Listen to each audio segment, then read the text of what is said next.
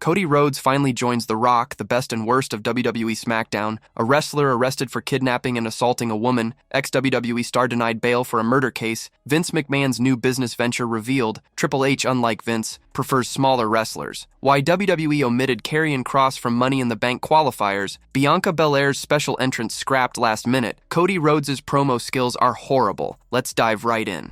The best and worst of WWE SmackDown. Bianca Belair started SmackDown with a massive ovation, like she'd been gone forever. Naomi crashed the party, but Belair brushed her off until Naomi mentioned her parents. JC Mateo made short work of R-Truth in the ring. The Wyatt Six tore through SmackDown's tag teams again, as several duos fought for a chance at the Street Profits. Aleister Black and LA Knight had a tense backstage moment. Julia and Alexa Bliss both warned Tiffany Stratton to stay sharp after qualifying for Money in the Bank. Here's what soared and what flopped on SmackDown after Saturday night's main event. Number 1, Los Garza's big win, but Fenix falls again. Los Garza took on Rey Fenix and NXT's Javon Evans in a match where neither side could afford to lose. Angel and Berto have been clashing lately, slipping down SmackDown's tag team ranks. Fenix, fresh off a Money in the Bank qualifier loss, couldn't take another hit. Thankfully, Evans ate the pin after NXT North American champ Ethan Page on commentary meddled in the match. Page will now defend his title against Fenix, Evans, and Laredo Kid. The match hyped worlds collide, but putting a rookie like Evans over Los Garza would have been a mistake. Still, Fenix taking another loss stings. Number 2, Zelina Vega, stuck in a loop. Zelina Vega works her heart out, and it's awesome to see her as a singles champion in WWE. The issue? She's been stuck fighting the same people. In 2025, Vega's mostly faced the Green regime in singles matches, beating Green 4 times, Alba Fire once, and splitting wins with Piper Niven. She also teamed with Alexa Bliss to top Green and Niven in a tag match. Her only other opponents were Charlotte Flair and Julia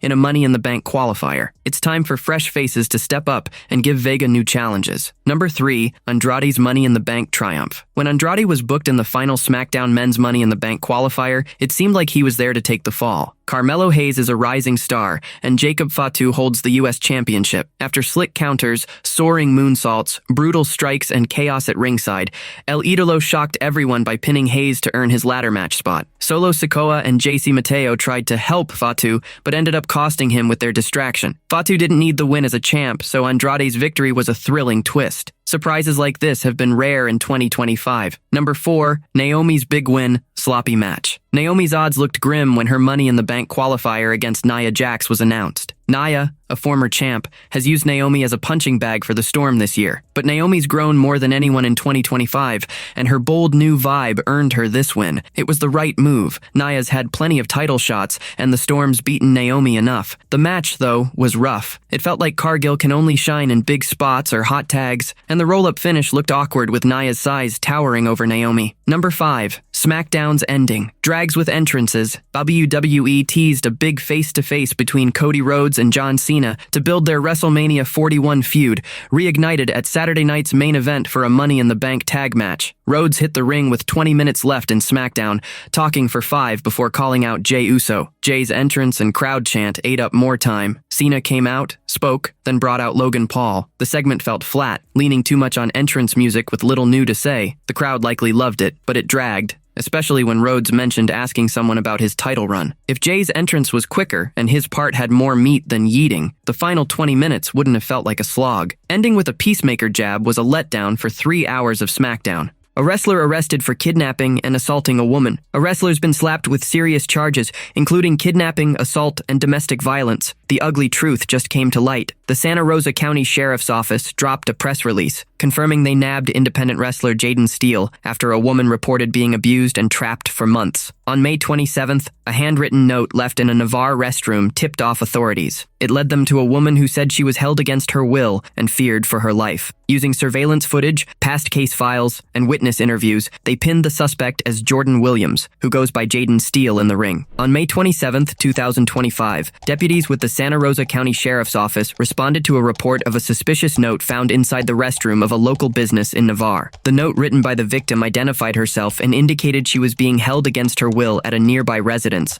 and feared for her life. Utilizing surveillance footage, prior case records, and witness interviews, deputies identified the suspect as 34-year-old Jordan Williams. Williams and the victim have a documented history with our agency of domestic violence incidents. The sheriff's office added that the woman described months of assaults, threats with weapons, and being cut off from the world by Williams. She was rushed to a hospital with visible injuries injuries, including suspected broken bones and other trauma. She detailed repeated assaults, threats involving weapons, and being held in isolation by Williams for a span of several months. Deputies observed visible injuries, and the victim was transported by EMS to a local hospital for treatment of suspected broken bones and other trauma. Williams now faces a slew of charges: felony, aggravated assault with a deadly weapon, DV, felony, kidnap false imprisonment, DV, felony, battery, DV, misdemeanor, battery, touch or strike, DV, felony, battery by strangulation, DV. More details on the legal fallout for Williams' alleged crimes are still to come. Ex-WWE star denied bail for a murder case. Daniel Rodimer, once a WWE wrestler and congressional hopeful, just hit a major legal wall. In April, the Nevada Court of Appeals shut down his attempt to toss out a 2023 murder charge tied to the death of Christopher Tapp. The case is now charging full speed ahead. Rodimer's accused of killing 47-year-old Tapp after a heated clash at a party at Resorts World Las Vegas. Word is, Rodimer snapped when he thought Tapp offered cocaine to his stepdaughter. Authorities say Rodimer punched and choked Tapp, leading to his death, rocking the Las Vegas scene. Rodimer's pleading not guilty, with his team crying foul over shaky evidence. His lawyers claimed the grand jury got fed inadmissible hearsay, pointing to a witness who said Rodimer's wife told them to clam up with the cops. They also flagged a detective who they say hinted at Rodimer's guilt during the grand jury. But the appeals court wasn't buying it. They ruled the witness's words weren't hearsay, and the detective was just laying out the investigation, not pointing fingers. The court also said prosecutors didn't have to spill details about the witness's drug past backing the grand jury's process. It all went down on October 29, 2023. At first, people thought Tapp's injuries came from a fall, but digging deeper showed he'd tangled with Rodimer before getting hurt. Tapp was rushed to a hospital but didn't make it, passing days later. Rodimer's past includes a short run in WWE's developmental scene and a spot on Tough Enough, but this murder case has buried his wrestling days. His legal team vows to keep fighting the charges. Legal pros say this case could send shockwaves through Rodimer's life and the wrestling world. Vince McMahon's new business venture revealed. Vince McMahon is diving into a fresh chapter with his new investment firm, 14th & I. The former WWE boss, still a major player in TKO, the company behind WWE, has set up 3 limited liability companies, LLCs, in Connecticut to fuel his latest venture. These companies are zeroing in on sports, media, and entertainment, showing McMahon's still got big plans for the industry. According to WrestleNomics, the 3 LLCs, 14th & I Holdings LLC, 14th & I Investments LLC, and 14th & I Management LLC, were registered on September 20th, 2024, in Stamford, Connecticut. McMahon's listed as the managing member for at least 2 of them. The name 14th & I nods to history, pointing to the Capital Wrestling Corporation, WWE's ancestor, run by McMahon's father, Vincent J. McMahon, from its base at 14th & I Streets in Washington, D.C. back in the 1950s and 60s. 14th & I is a private investment firm focused on the sports, media, and entertainment sectors, said Brad Bloom, a former WWE exec now leading 14th & I as president. Bloom added that the firm is hunting for big deals, like buyouts and majority stakes, plus some smaller, growth-driven investments. On top of that, 14th & I has filed trademarks with the U.S. Patent and Trademark Office for 14th & I and 14th & I to cover private equity investments and entertainment production. McMahon's leap into this arena feels like a natural step, given his WWE legacy and deep ties to sports and entertainment. Bloom stressed the firm's knack for teaming up with top talent to build lasting value. We seek to partner with and empower exceptional management teams, providing deep expertise, capability, and relationships to help drive significant long-term value. This move could be McMahon's shot at ruling a new corner of the entertainment world, but his legal troubles, lawsuits over alleged sexual misconduct, and a shareholder case tied to WWE's merger with UFC into TKO still loom large. Despite these hurdles, McMahon's new firm proves he's not backing down from the industry he's shaped for decades. As for your question about whether McMahon should focus on building this new empire or tackling his legal battles first, it's a tough call. Launching 14th & I shows he's got the drive to keep pushing forward, and his track record suggests he thrives on bold moves. The firm could cement his influence beyond wrestling, especially with his knack for spotting opportunities in media and sports. But the lawsuits, especially the Janelle Grant case, are serious baggage. Resolving them could clear his name and focus, giving 14th & I a stronger foundation. Ignoring them risks tainting the new venture's reputation from the start. Balancing both, building the firm while quietly addressing the legal mess, might be his best bet, but it's a high-wire act. This week on Brodown with host Mac Davis, veteran manager Mantell dropped a bombshell about the Janelle Grant lawsuit. John Laurinaitis is no longer a defendant. Mantell speculated on what flipped Laurinaitis to the plaintiff's side. Okay, I read, and I guess you guys did too, that John Laurinaitis has been dropped from the lawsuit against Vince McMahon. I mean, he's not charged as the defendant. I think now he's on the plaintiff's side. So, what do you think happened? Did he roll over on Vince? I'm sure he did. He rolled over on Vince. I bet Vince is wanting to kill him right now. The 79-year-old wrestling mogul stepped back from TKO after the Janelle Grant lawsuit exploded. He also faced a now settled federal investigation. It'll be worth watching how the lawsuit unfolds from here. Triple H, unlike Vince, prefers smaller wrestlers. On the May 30th episode of SmackDown, the action was electric, with high-flying Money in the Bank qualifiers stealing the show. Luchadors like Fenix, Javon Evans, and Los Garza lit up the ring, building hype for NXT Worlds Collide on June 7th. Heavyweights John Cena and Cody Rhodes capped the night with a fiery promo showdown. On this week's Brodown with host Mac Davis, former WWE manager Dutch Mantell pointed out a big change in WWE's creative direction. He noticed Triple H's team is spotlighting smaller wrestlers, a sharp contrast to Vince McMahon's old-school approach. Mantell said Vince loved booking massive 250 to 300-pound stars, even if their slower style could drag. But Vince kept fans glued with clever storylines. I've noticed they started using a lot of smaller talent. Some of this talent can't weigh 180 pounds. Well, it was so unlike Vince McMahon. Because Vince, if he weighed 180, you had to buy a ticket. You know, he wanted those 250 or 300-pound guys. Now, they were slow and damn boring as hell, but he didn't book those guys like that. And he ran for years like that. But if you look at them, and that's what I say, if that's the best thing they want to present, go ahead. Vince McMahon stepped back from WWE after a lawsuit from former employee Janelle Grant, who accused him of harassment and sexual misconduct. Since then, the veteran promoter has kept a low profile, though recent buzz suggests he's eyeing a move to buy back WWE. Why WWE omitted Karrion Kross from Money in the Bank qualifiers? Karrion Kross has been popping up on WWE programming lately, staying active on social media by chiming in on weekly shows and other wrestlers' posts. After WrestleMania 41, the WWE Universe has rallied behind the Herald of Doomsday, but he still didn't snag a spot in the Money in the Bank qualifiers. Karrion Kross thrives as a sinister puppet master. His gimmick is all about messing with babyfaces' heads, pushing them to embrace their dark sides and turn heel. He's pulled this off with The Miz, Xavier Woods, who later flipped Kofi Kingston, and even took credit for Seth Rollins' heel turn at WrestleMania 41. Kross leans hard into promos, with just enough matches to drive his mind games forward. Right now, he's got his sights on AJ Styles and Sami Zayn. A chaotic ladder match like Money in the Bank doesn't fit his calculated psychological style. Even with his sharp character work, Triple H and the creative team aren't giving Kross the push he deserves. The two-time NXT champ gets short appearances, rarely lasting more than 5 minutes. His group, The Final Testament, fell apart earlier this year when the authors of Pain and Paul Ellering were let go from WWE. This was a shock, considering the faction was clicking, even beating the Wyatt Six in a solid feud on Raw. The creative team's lack of faith in Kross likely kept him out of the MITB qualifiers. Kross's limited screen time means he's struggling to build the kind of momentum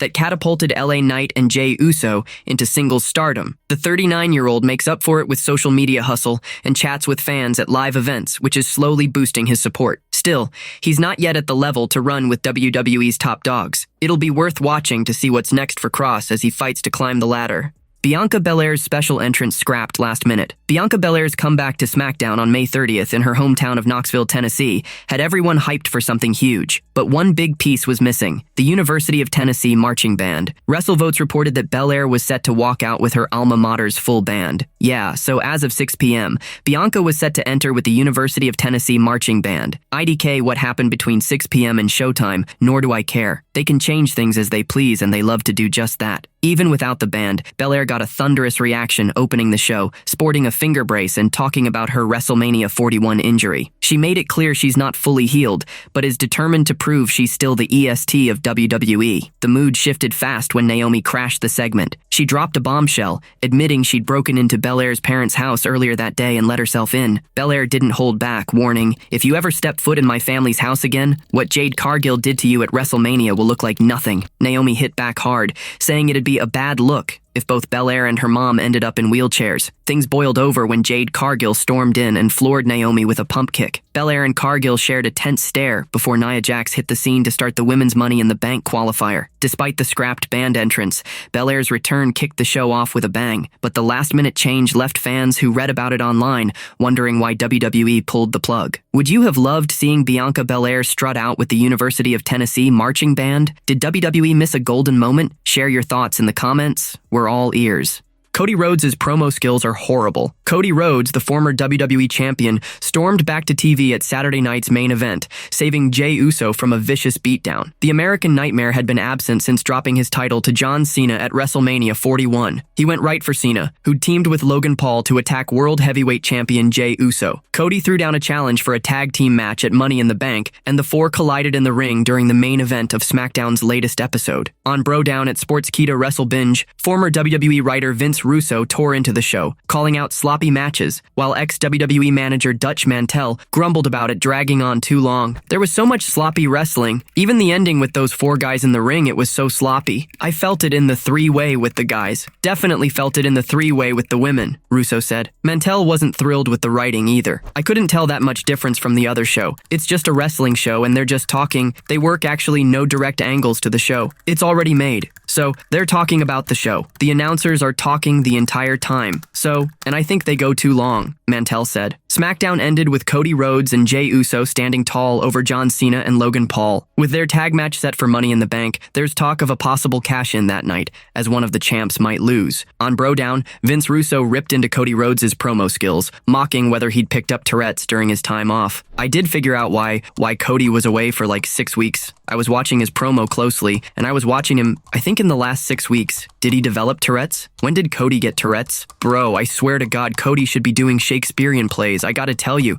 And Dutch worked with the man. It blows me away that this guy came from the loins of the great Dusty Rhodes. This kid is everything his father was not, Russo said. Cody's dad, Dusty Rhodes, is a wrestling icon, a 3-time NWA World Heavyweight Champion who never clinched a WWE World title. Cody channeled that legacy to fuel his own WWE Championship win at WrestleMania 40, honoring his father's memory.